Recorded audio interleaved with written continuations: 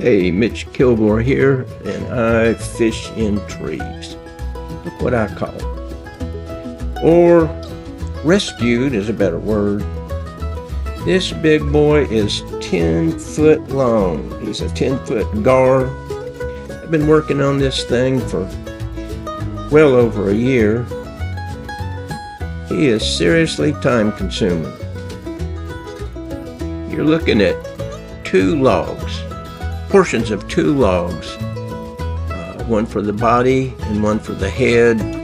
It was just too long for the wood that I salvaged to make this beast. His head is joined, and I'm here to tell you his head is never going to come off.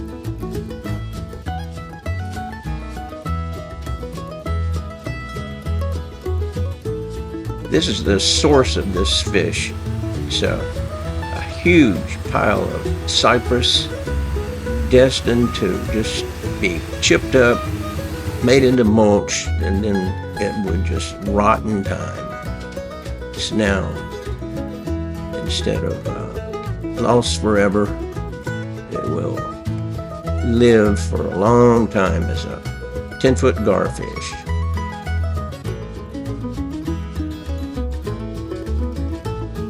Time.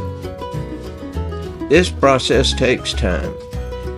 I'm telling you, when you start putting scales on a fish like this, it just can't be hurried up.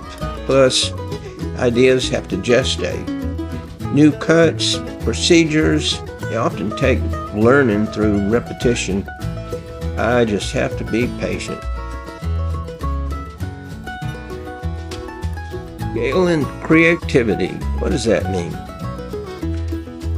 It'd be the scale of the fish, the complexity, the size, the scale of time, the scale of creativity as time elapses. Some ideas come quick and some evolve. As for me, I've learned to wait. There's usually a better idea. Somehow I know when to wait, when and where and the right time presents itself.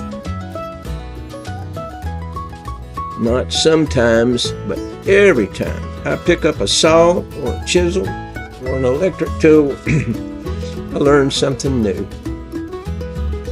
Searching for that fish, wondering where he is, being in a zone. Spiritually, there is a direct connection. It's meditative and grounded. Praise God, from whom all blessings flow.